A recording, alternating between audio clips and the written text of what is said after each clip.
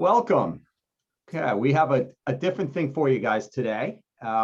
This is the 15th annual Independent Retailer Roundtable.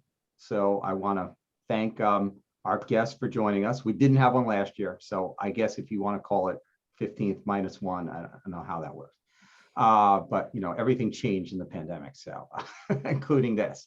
But this is our, this is great. I want to introduce Lana Negrete. Sorry, Lana Negrete. Negrete.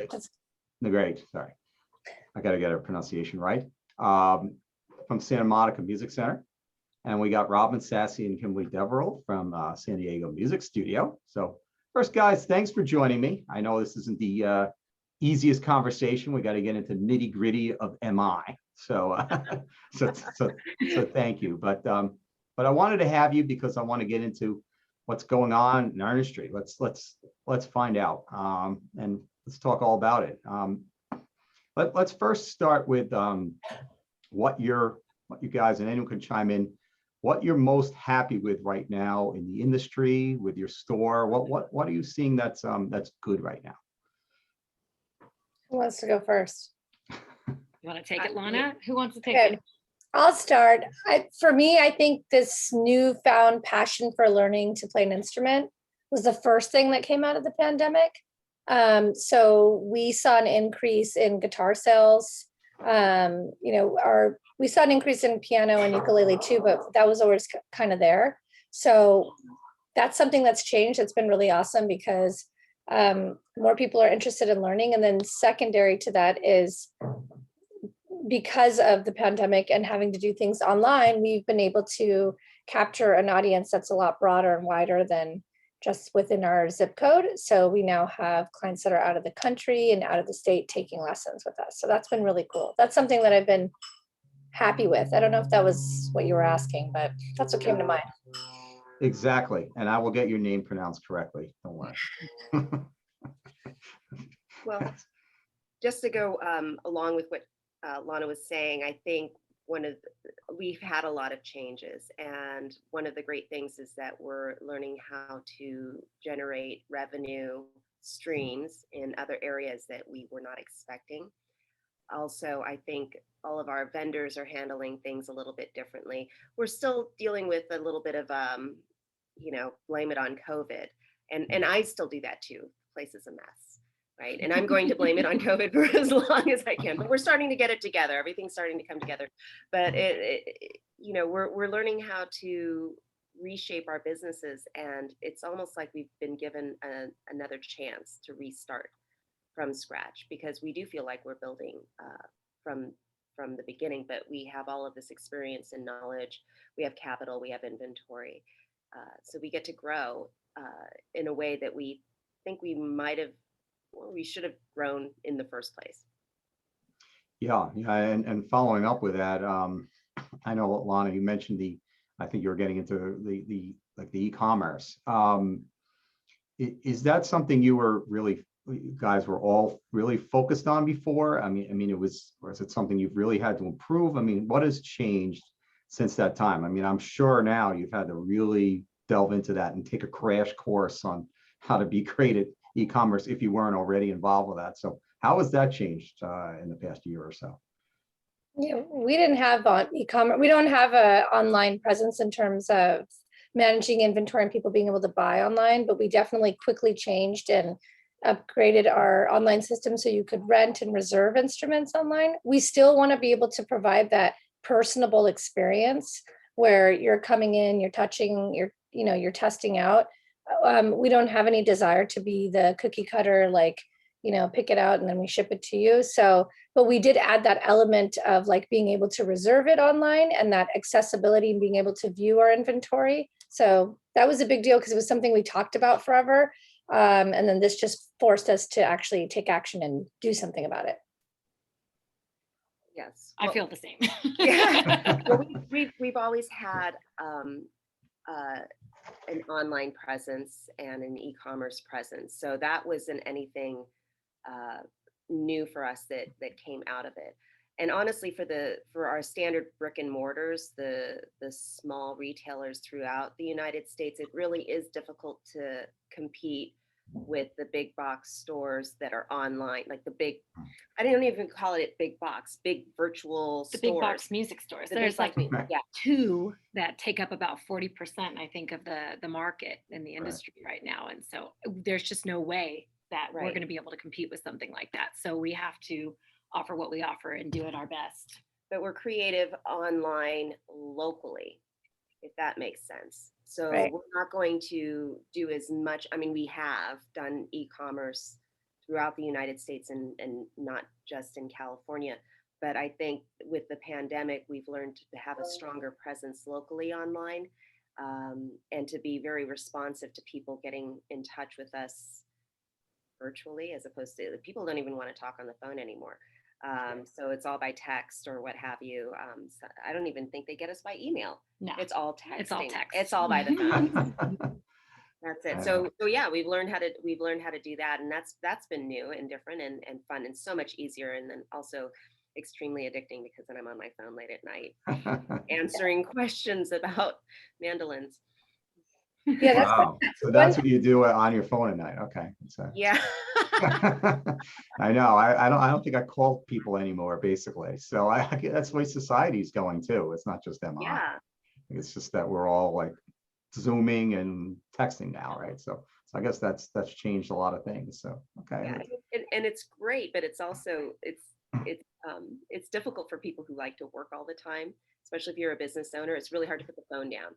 So, I get an automatic notification and I know I should probably turn it off. But 10:30 at night and somebody's saying, hey, do you blah, blah, blah. And I'm like, sure.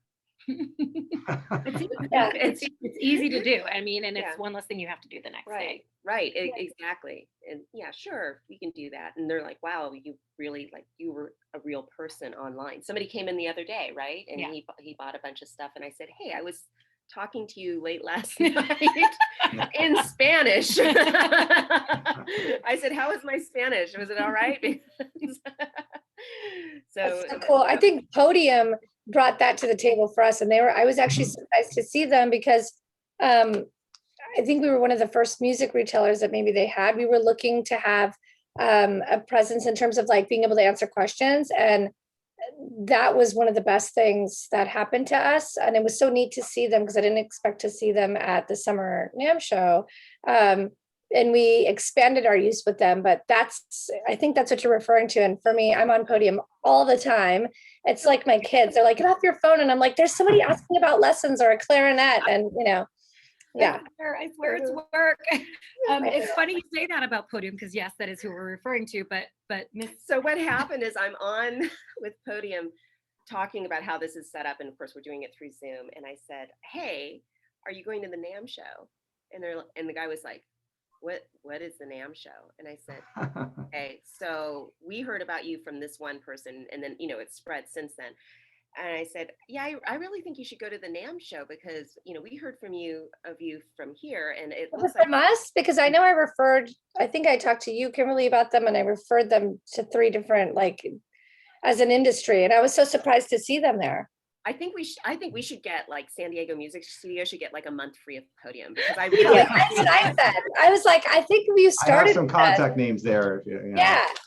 No, they're awesome. And reach out. Podium, if you're watching this, a free plug.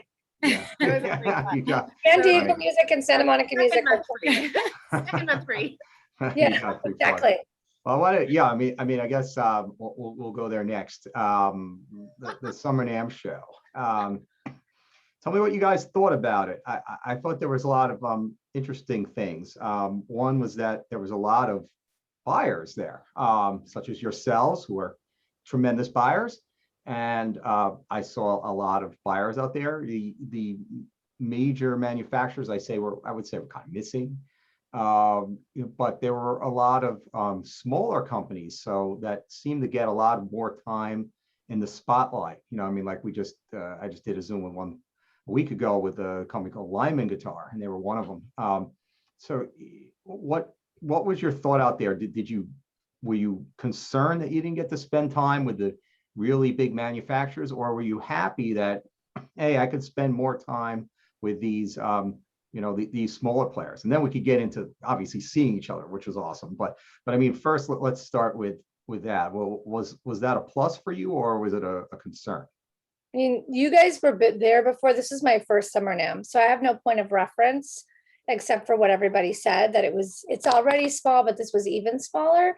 But for me, I didn't feel like, oh, I missed out on time. I did take notice that those other people weren't there, and I was looking forward to having some more intimate time with the dealers that we carry. But I think it was neat to be able to talk to and see, because when you're at the big show, your day's so soaked up that you go in there saying you're going to go look at something else and other things, and then your day gets eaten up and you don't get to.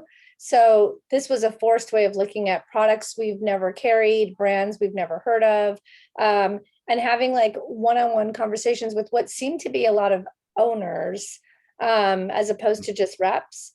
So that was really neat for me. But again, I have no point of reference, so I wasn't comparing it to anything else. Well, you guys have been there a lot, so I guess you would have a lot to say, right?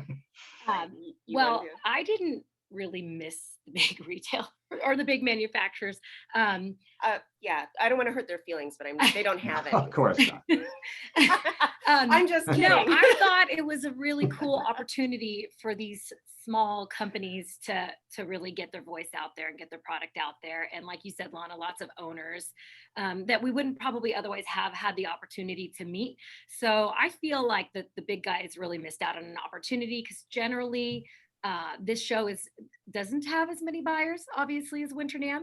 So it had so many more this year than it normally does. I don't know the exact percentage more, but I do know that way more buyers attended the summer show than they normally do. So yeah, that was a missed opportunity for all the big guys out there, and the little guys are coming in and taking over. I talked to a few manufacturers and vendors, and the smaller ones were like, this was the best one ever.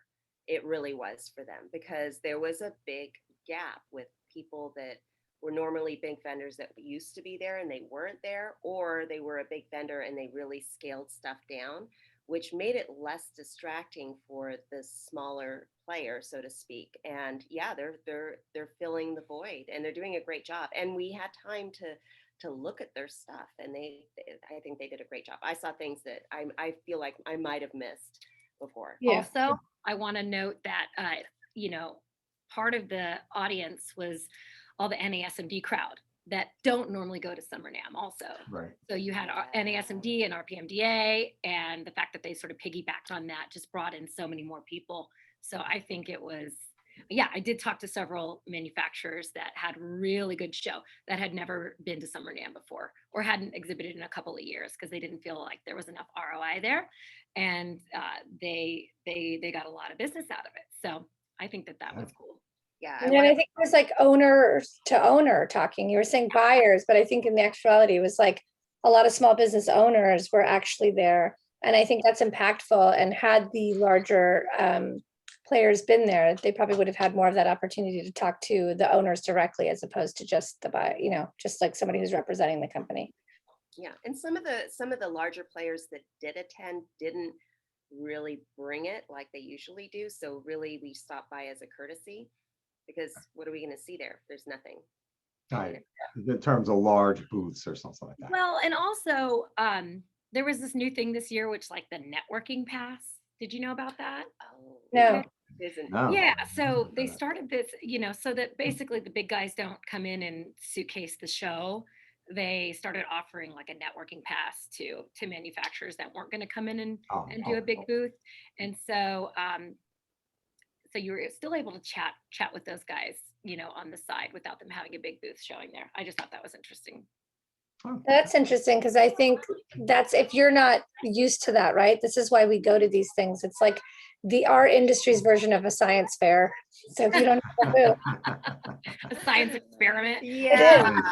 I'm stealing that from my kids. That was their point of reference.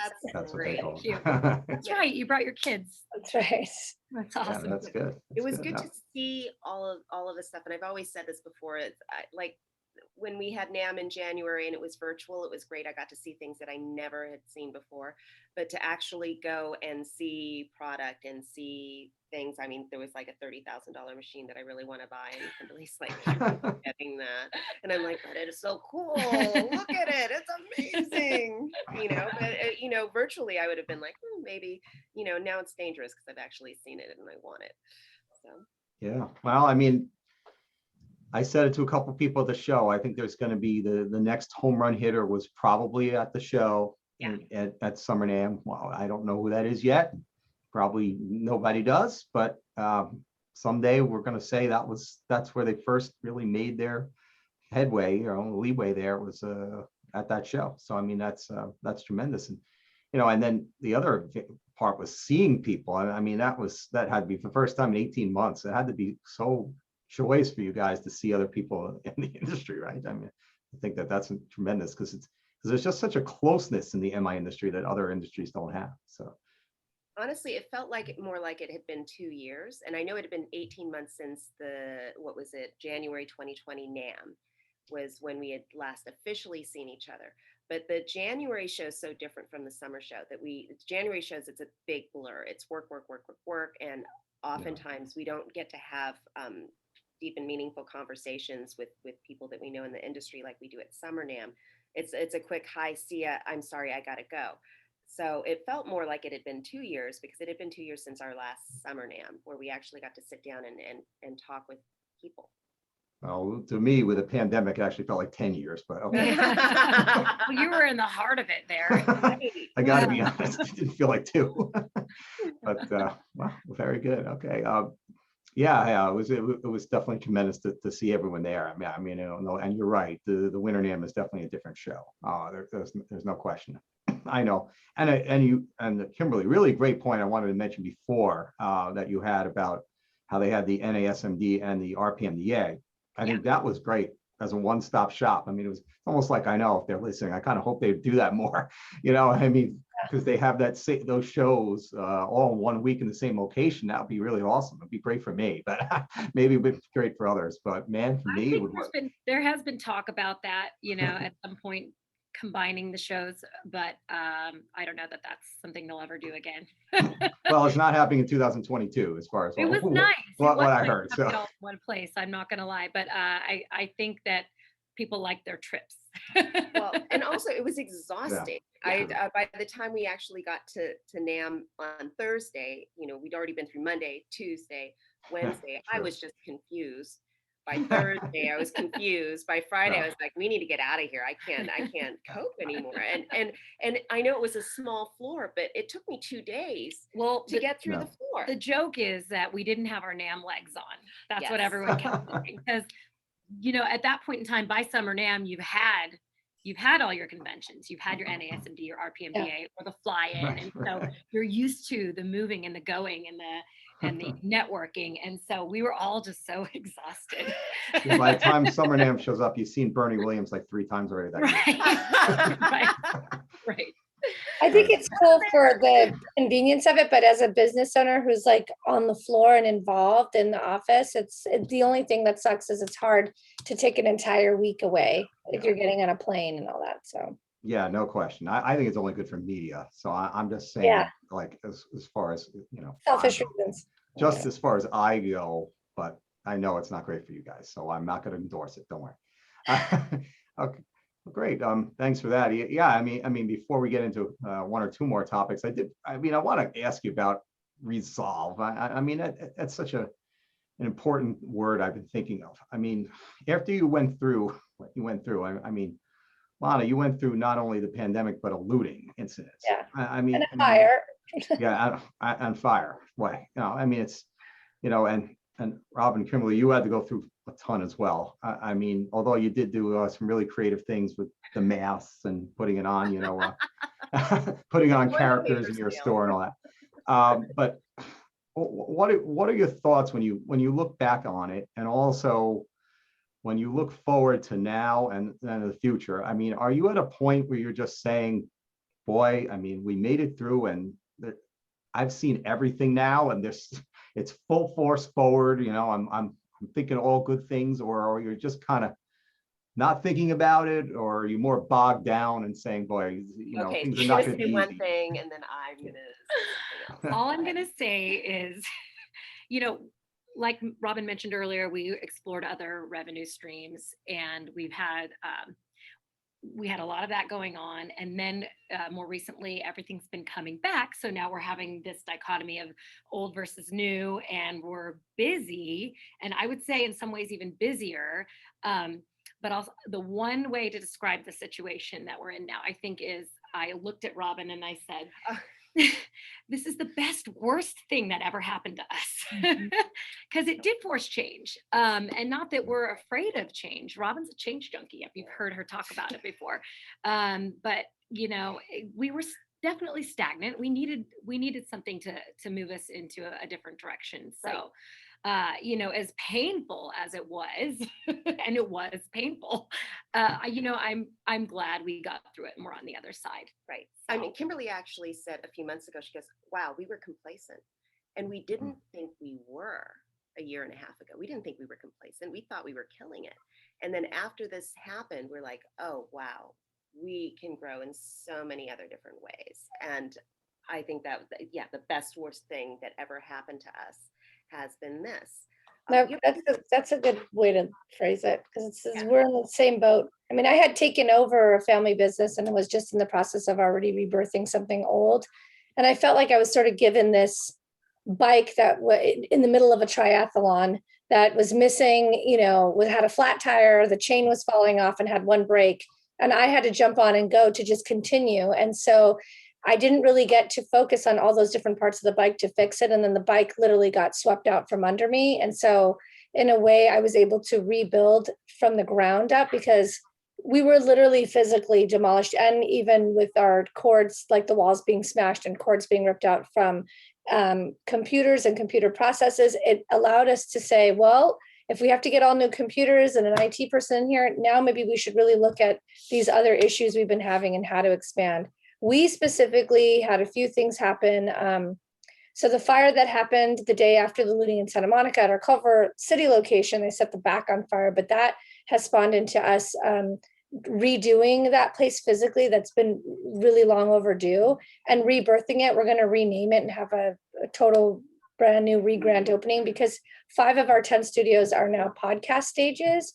And so we brought in the new revenue revenue stream of podcasting. So we have studios that now offer their multi-purpose. And I had to look at square footage differently. Like, if I'm not getting the rent in from kids coming and taking lessons, how can, in a pandemic world where it's like, yes, you can, no, you can't, mask on, mask off, how can I utilize this space and continue? Because we can't just keep living off of like, well, you know, going for help. And so what we did was each room has live stream capability. So you can teach a lesson, or you can come in there and rent the room and you can talk about your cat for an hour and you pay for the room for an hour. You can have one of our engineers edit your video on how you're playing the trumpet. You can, as a teacher, teach a class to all your virtual students, or you can mix, record. We have a live recording studio being built now. So like, these are all things that I had on my bucket list, and this afforded us that opportunity. And then the other thing lastly was, we were put on the map in a different way. We were always there. There was people who lived in the community who were like, we've been passing by your store for 50 years. And now they're coming in and taking lessons. But more importantly, people really delved in to hear our story, which was amplified after what happened to us. So just like Kimberly said, it was the best worst thing, because it's not that all of a sudden we're doing something different. It's just that people are like, oh, we didn't know that's what you guys were doing. We had been giving back to the community. We had been a staple in the community. It's just now that the right people took notice, some celebrities took notice, and that definitely helped us like amplify what we were doing and stand strong amongst a time where there was big competitors threatening to take us out. There was the market threatening to shut us down. There was the pandemic that was putting us in a precarious predicament. I mean, everything was literally lined up against us. And yes, I do feel like this past year has been so crazy that I'm like, I can do anything now. I mean, I'm on city council now, so that I guess that's how the year ended. But I literally feel like there's no challenge big enough now. Like, it was like going to the gym for like an intense training for some major event. And I feel like trained up and I can do it you know, when it presents itself, I'm not afraid. So If Or nothing else, just we've got using a endurance now. Peloton wouldn't be to the gym, but anyway. that what? Close enough. And oh yes, you are on the Santa Monica City Council. We should mention that. And good bike reference before you talked about the bicycle during the Olympic period. So I really appreciate that. That was excellent. But yeah, you've gone through so much. It's incredible. I mean, but before we get back into the positive, optimistic part at the end, briefly, I want to give you a chance to, anyone to say what's your biggest challenge or what you're most concerned about as an MI retailer. I mean, just throw it out there. What's concerning you? Is it a supply issue? Is it this? Is it that? Well, what is it? What is it for you, Lana? Let's start with you. I have a couple. Okay. Okay, I'll start with one. Amongst our colleagues, if you will, amongst each other, there's seems to be this silo of the independent retailers and then the large retailers on there. This is just my perspective and the vibe I get, having attended NAMM events, having just being working in this. And I feel like a lot of times, and I might get in trouble for saying this, those larger retailers are casting a shadow and not realizing that really, in essence, if you can be supportive in the way of I don't want to say stay in your lane, but let other people flourish, that actually helps support your business. And I know it's a concept that's hard to really look at when you're in that dog eat dog world, but quite frankly, if we go away, that doesn't do anything benefit. It's not positive for the larger retailers that do what we do. We are the octopus arms, right? That can get out there and reach way into the community. And we are the ones that are spending the time selling not just the product, but music education, the concept and importance of music education. We're doing the fly-ins and understanding how to capture funds to help continue to support music education, because that's where it starts.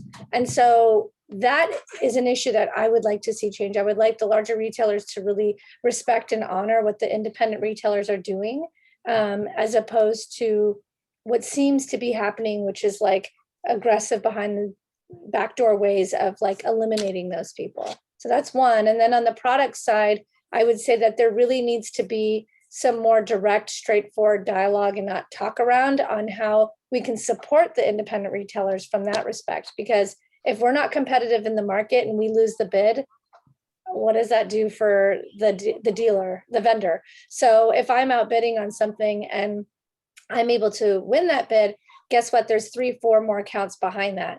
But if I get outbid by a larger company, that doesn't mean that, oh, well, it doesn't matter, our product's still there. Because again, you have someone like a business owner who's literally driving out, showing product, who's going to sell your product for you.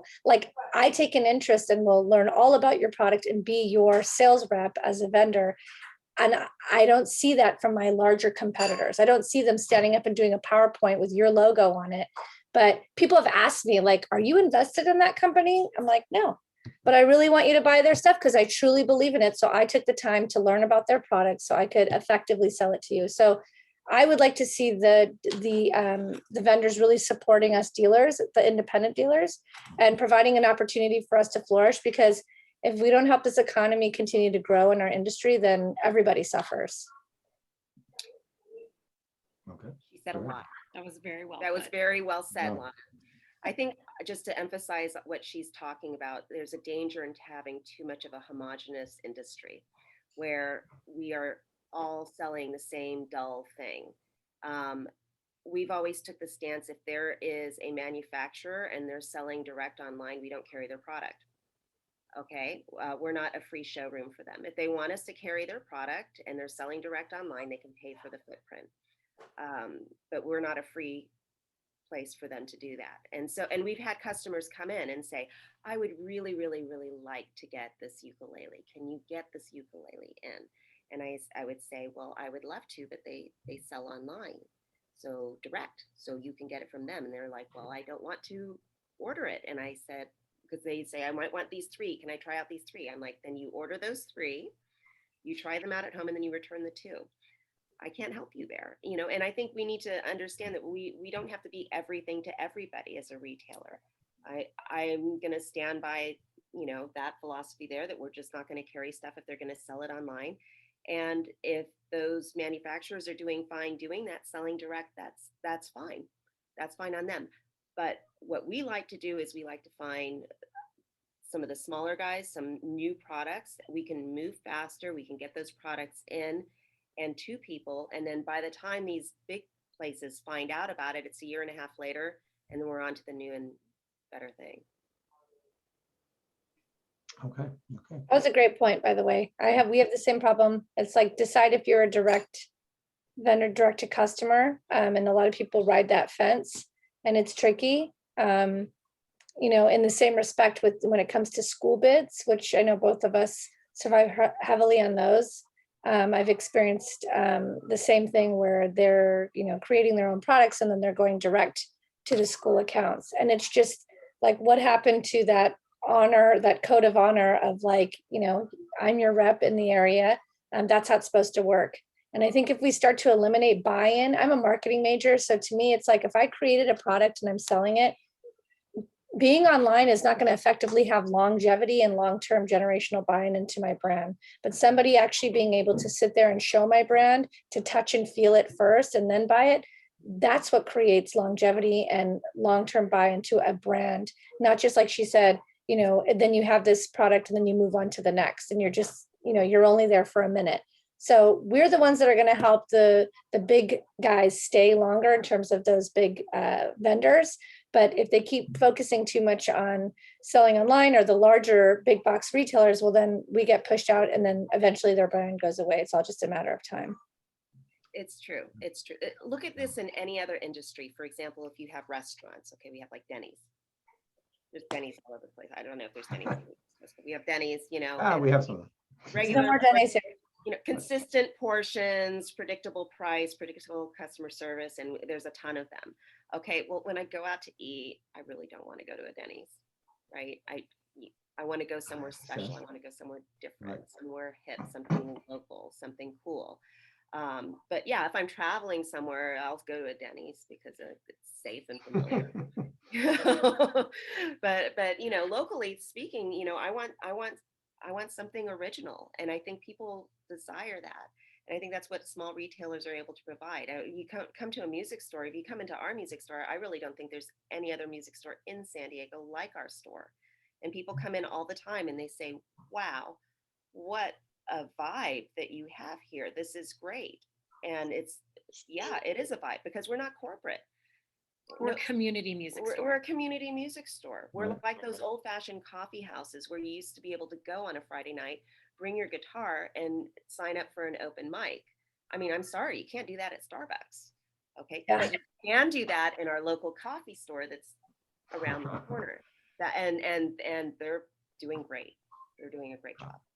I love the sound of it. What you're doing is fantastic. And you know, I guess the Grand Slam breakfast is not for you. No, I'm joking. I understand what you're saying. I don't Buying know. in your sports references. Well, that's what they call it. Well, I guess it is a sports reference, but that's the name of the. Isn't that the name of the meal they always have? Yeah. Yes, it is. But yes, I could have sports references included. But no, I completely understand what you're saying there, and it's very true, and you know, and that's awesome what you're doing. Yeah, I did want to lastly ask you. With that said, what's your feeling on the future? Are you guys optimistic? Are you both pretty optimistic? I mean, you've been through a lot. let's say, I don't know how I could like emphasize it more, but you've been through a lot. So I'm saying it twice. So and you survived it, which is a big thing. So what do you think now? Are you looking forward to the future here for the industry? We do have more players. I mean, that's one thing you do have going on, guitars, ukes, and all that. Well, we have more people out there wanting to play instruments. So that's a plus that came out of this unfortunate time. So what are your thoughts? I think if we made it through last year, I think we can make it through anything at this point. So Yeah. I'm always a person who's positive and optimistic. So that'll never be a no for me. So Right. You're still standing. I think that's a good sign. I know just being a part of an economic recovery team for my city as a whole, when we take a drive around and we look at the generational businesses, the legacy businesses that are gone due to COVID, it's sad. But then you realize the ones that are still standing, and you go in and you talk to those people, and it's like, whether you're in our industry or not, it's everything Robin was just talking about. It's like that individuality. It's interesting because we strive so much, whether it's through social media, through marketing, to create a vibe and a brand, and we're doing it virtually. But in actuality, I think having been locked in our homes, been forced to be away from people, we're all striving and craving for this one-on-one old school vibe that you actually feel and not see. So instead of creating a feeling that's sort of, just material on the internet or on social media, people are coming into the store and looking to create that feeling in person, whether it be live music. We're asked about it all the time. And we're finding ways to engage and have outdoor events that won't be impacted by whatever's going on with COVID right now. So I think that's great, because I think I'm seeing a big rush and a big influx in people wanting to actually come into the store, park. They're totally fine with like finding a parking spot. Before, that was always a big issue. Like, can you come out? All stressful, running in and running out.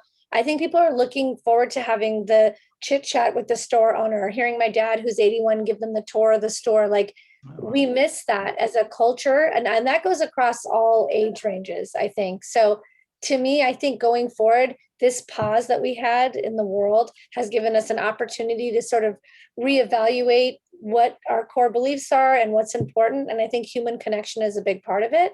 And small retailers like ourselves, like we are creating that vibe. We are creating that human connection. We are touching people. Some of us physically, we try not to, but definitely touching them, touching their heart with music. And that sounds so cheesy, but it's so true. So I think it looks all good. I'm with Kimberly. I'm like, yay to the future. Yeah, I think what you said in there was one phrase you said in there, I'm still standing. I think that's really, I think that's the key. We really should get Elton John to update those lyrics of that song. I mean, maybe we should talk to him about it. I mean, after this, I think it has a different meaning than it did when he wrote it. So maybe he'll come to Winter NAMM. We'll get on that. Yeah, he did. I remember he came once, I think, right? We should get him updated. We should get like him and then Billy Joel to update We Didn't Start the Fire. That would be really nice. But, two things I guess are not going to happen. That would be good though. There've been a lot of events since he wrote Billy Joel that song out in 88 or 89. Yeah. Or whatever it was. You could easily have a whole new song in the last 30 years. I think the last 2 years you probably could have a whole new song. But anyway. But thanks, guys. I think we got a lot of great stuff, and I really appreciate it. Anything else you want to bring up or add? I think, but I think we should be good. Okay. No? I just want to thank you for giving us a voice. I think it's really cool. I love what you do. We love having your magazines in our waiting room. So it's neat because my customers, that's all they have to read because we don't put anything else out. So we're forcing them to read about the music industry. But I just think that the magazine is still alive, and I think you found a way to incorporate this piece of it. And it's really neat because it's given me an opportunity to meet and see other people in the industry that I didn't know about before in a more intimate way. So it's cool. Great. Well, thank you, What guys. Lana said. Yeah, What Lana said. we're big fans. Thank you. All of you guys.